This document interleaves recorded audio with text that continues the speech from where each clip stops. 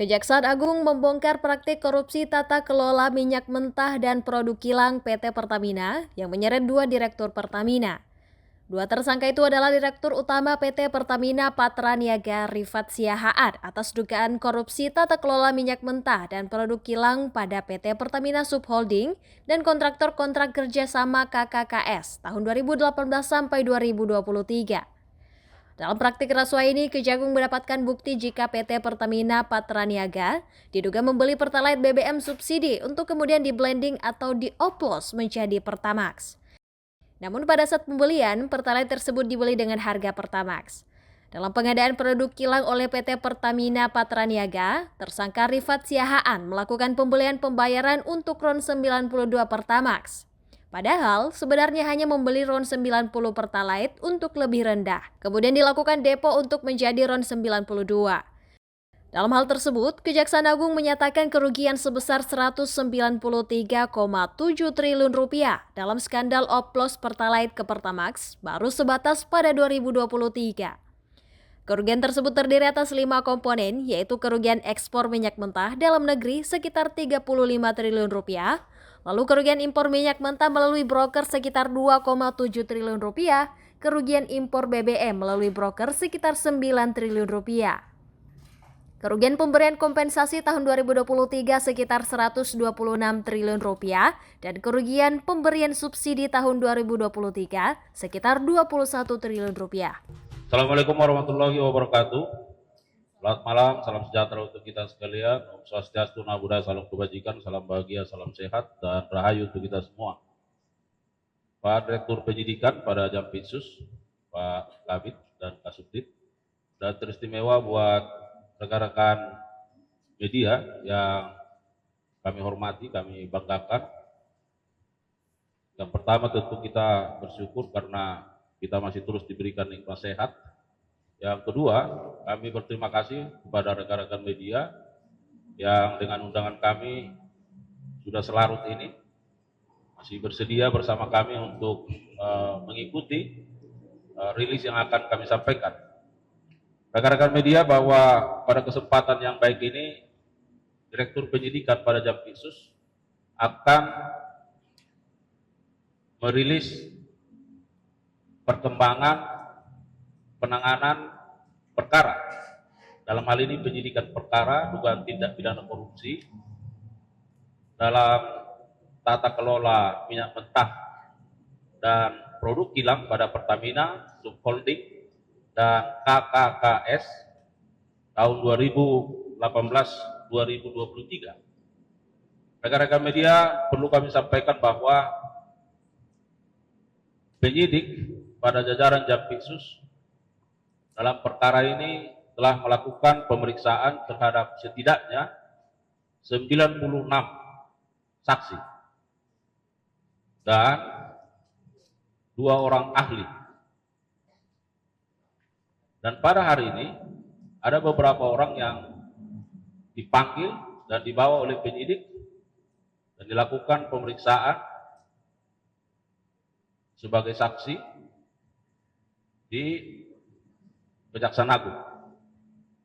Dan dari hasil pemeriksaan terhadap beberapa orang tersebut yang dilakukan oleh penyidik, maka penyidik berketetapan menetapkan 7 orang saksi menjadi tersangka. Dan penyidik juga pada jajaran Jampitsus berketetapan melakukan penahanan terhadap 7 orang tersebut. Tentu secara rinci akan disampaikan oleh Direktur Penyidikan. Satu hal yang ingin kami sampaikan pada kesempatan yang baik ini, bahwa tentu kita harapkan ke depan BUMN kita seperti Pertamina tentu akan mengalami banyak perubahan ke arah yang positif, khususnya terkait dengan tata kelolanya, sehingga Pertamina akan memberikan kontribusi terbaik bagi kesejahteraan rakyat. Rekan-rekan media, tentu seperti apa rilis yang akan disampaikan oleh penyidik pada Jampitsus, kita simak bersama. Direktur Penyidikan akan menyampaikan perkembangannya. Direktur Penyidikan, kami persilakan. Terima kasih. Assalamualaikum warahmatullahi wabarakatuh. Selamat malam bagi kita semua yang saya hormati Bapak Kapus Penkum serta jajaran. Teman-teman jurnalis yang pada malam hari ini hadir bersama kami. Langsung saja saya akan menyampaikan perkembangan penanganan perkara terkait penyidikan dugaan tindak pidana korupsi dalam tata kelola minyak mentah dan produk kilang pada PT Pertamina Persero, subholding dan kontraktor kontrak kerjasama atau K3S tahun 2018 sampai dengan tahun 2003. Bahwa pada hari ini, Senin tanggal 24 Februari 2025,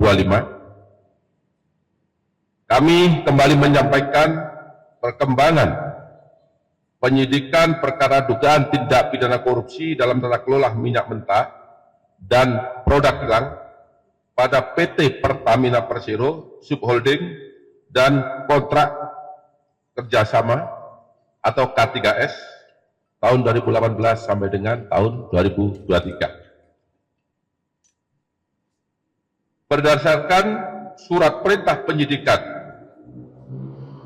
nomor 59 garis miring FD 2 garis miring FD 2 garis miring 10 garis miring 2024 tanggal 24 Oktober 2024. Berdasarkan perkembangan penyidikan tersebut, tim penyidik menyimpulkan dalam ekspos perkara bahwa telah terdapat serangkaian perbuatan tindak pidana korupsi yang dapat merugikan keuangan negara dari adanya alat bukti yang cukup, yaitu sebagaimana telah disampaikan tadi oleh Pak Kapus Penkum, yaitu berdasarkan keterangan saksi, berdasarkan keterangan ahli, berdasarkan bukti dokumen yang telah disita secara sah, dan bukti-bukti lain termasuk barang bukti elektronik atau BBE. Berdasarkan alat bukti tersebut, tim penyidik pada malam hari ini menetapkan 7 orang sebagai tersangka, antara lain 1. RS, yang bersangkutan adalah Direktur Utama PT Pertamina Patra Niaga. Yang kedua, SDS, yang bersangkutan adalah Direktur Feedstock and Product Optimization PT Kilang Pertamina Internasional. Ketiga, JF selaku Direktur Utama PT Pertamina Internasional Shipping. Keempat, AP selaku VP Feedstock Management PT Kilang Pertamina Internasional. Yang kelima, MKAN selaku Beneficial Owner PT Navigator Katulistiwa. Keenam, DW selaku Komisaris PT Navigator Katulistiwa dan Komisaris PT Jenggala Maritim. Jadi yang bersangkutan menjabat sebagai komisaris pada 2 perusahaan sekaligus. Sedangkan yang terakhir, ketujuh, adalah GRJ selaku komisaris Jenggala Maritim dan sekaligus menjabat sebagai Direktur Utama PT Orbit Terminal Merak. Itulah 7 tersangka yang telah ditetapkan oleh penyidik pada malam hari ini berdasarkan alat bukti yang cukup. Kemudian setelah dilakukan pemeriksaan kesehatan dan yang bersangkutan dinyatakan sudah sehat, selanjutnya tim penyidik melakukan penahanan terhadap para tersangka 20 hari ke depan terhitung sejak hari ini tanggal 24 Februari 2025 berdasarkan surat perintah penahanan. Yang pertama, surat perintah penahanan nomor 14, kemudian surat perintah penahanan nomor 13, surat penahanan nomor 12, surat perintah penahanan nomor 15, surat perintah penahanan nomor 16, surat penahanan nomor 17, dan surat perintah penahanan nomor 18, garis miring F.2, garis miring FD.2, garis miring 02, garis miring 2025, tanggal 24 Februari 2025. Adapun kasus posisi akan saya sampaikan sebagai berikut. Bahwa pada periode 2018 sampai dengan periode 2023, pemenuhan minyak mentah dalam negeri seharusnya wajib mengutamakan pasokan minyak bumi dari dalam negeri. Dan Pertamina wajib mencari pasokan minyak bumi yang berasal dari kontraktor dalam negeri sebelum merencanakan impor minyak bumi sebagaimana diatur dalam pasal 2 dan pasal 3 Peraturan Menteri ESDM nomor 42 tahun 2018 tentang prioritas pemanfaatan minyak bumi untuk pemenuhan kebutuhan di dalam negeri. Namun berdasarkan fakta penyidikan yang didapat, tersangka RS, SDS, dan AP melakukan pengondisian dalam rapat optimalisasi hilir atau OH yang dijadikan dasar untuk menurunkan produksi kilang sehingga produksi minyak bumi dalam negeri tidak terserap seluruhnya. Dan pada akhirnya pemenuhan minyak mentah maupun produk kilang dilakukan dengan cara impor. Pada saat produksi kilang minyak sengaja diturunkan, maka produksi minyak mentah dalam negeri oleh K3S sengaja ditolak dengan fakta sebagai berikut.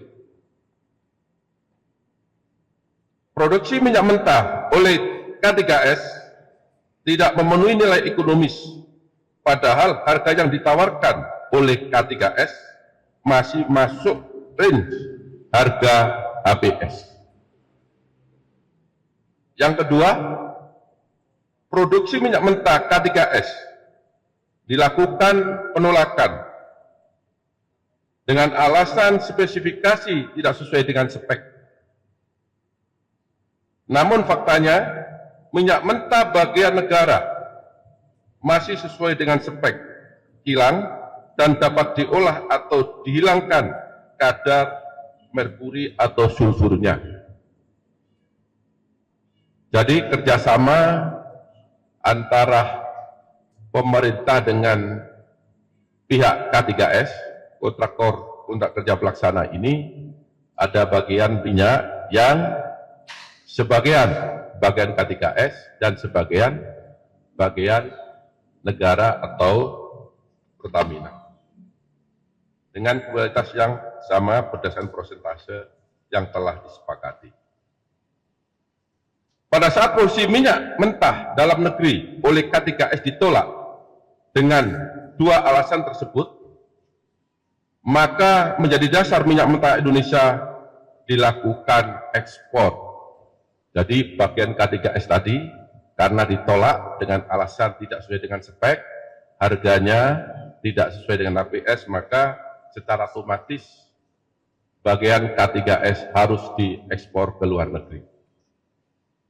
Untuk memenuhi kebutuhan dalam negeri, maka kilang Pertamina Internasional melakukan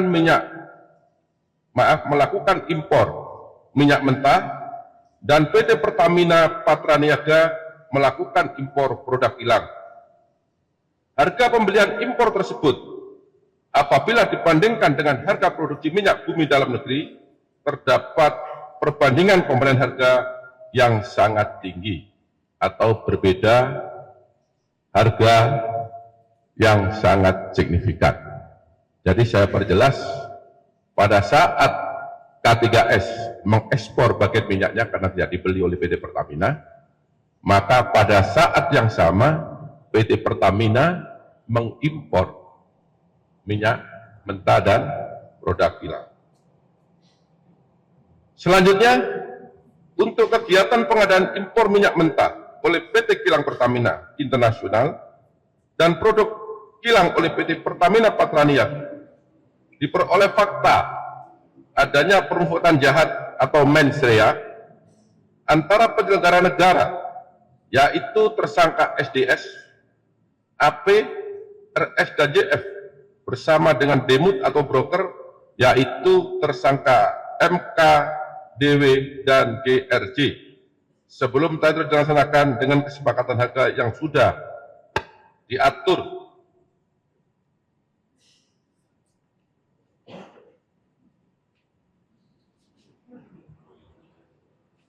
Yang bertujuan untuk mendapatkan keuntungan secara melawan hukum dan merugikan keuangan negara. Permufakatan tersebut diwujudkan dengan adanya tindakan atau aktus reus pengaturan proses pengadaan impor minyak mentah dan impor produk kilang, sehingga seolah-olah telah dilaksanakan sesuai dengan ketentuan dengan cara mengkondisikan pemenangan demut atau broker yang telah ditentukan dan menyetujui pembelian dengan harga tinggi melalui spot yang tidak memenuhi persyaratan, yaitu dilakukan dengan cara tersangka RS, SDS, dan AP memenangkan demut atau broker minyak mentah dan produk kilang secara melawan hukum.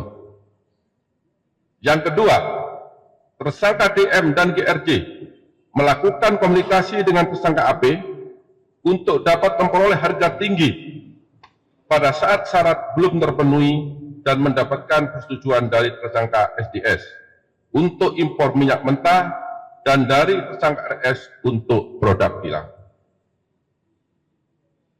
Dalam pengadaan produk kilang yang dilakukan oleh PT Pertamina Patraniaga, tersangka RS melakukan pembelian atau pembayaran untuk RON 92. Padahal sebenarnya yang dibeli adalah RON 90 atau lebih rendah, kemudian dilakukan blending di depo untuk menjadi RON 92 dan hal tersebut tidak diperbolehkan atau bertentangan dengan ketentuan yang ada.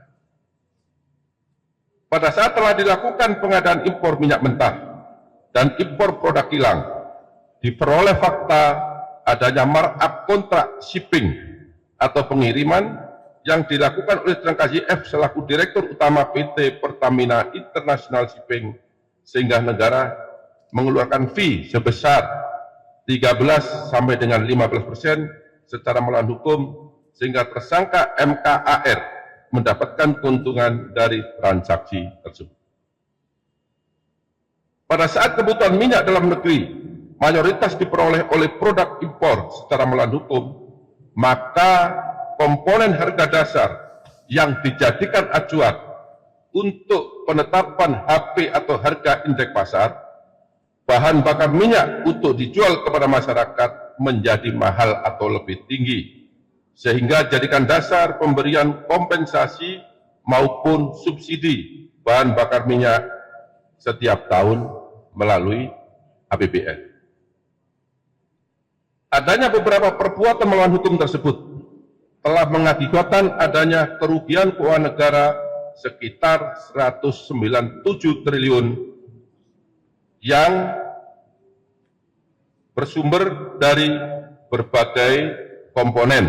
Yang pertama, kerugian ekspor minyak mentah dalam negeri, kemudian kerugian impor minyak mentah melalui demut atau broker, kerugian impor BBM melalui demut atau broker, kerugian pemberian kompensasi, dan kerugian karena pemberian subsidi karena harga minyak tadi menjadi tinggi. Perbuatan tersangka melanggar ketentuan pasal 2 ayat 1, junto pasal 3, junto pasal 18, Undang-Undang Nomor 31 Tahun 1999, sebagaimana diubah dengan Undang-Undang Nomor 20 Tahun 2001 tentang Undang-Undang Pemberantasan Tindak Pidana Korupsi, junto pasal 55 ayat 1 ke 1 Kitab Undang-Undang Hukum Pidana. Demikian perkembangan penyidikan terkait dugaan tindak pidana korupsi dalam tata kelola minyak mentah dan produk kilang pada PT Pertamina Persero, subholding dan kontraktor kontrak kerja atau K3S yang dapat kami sampaikan.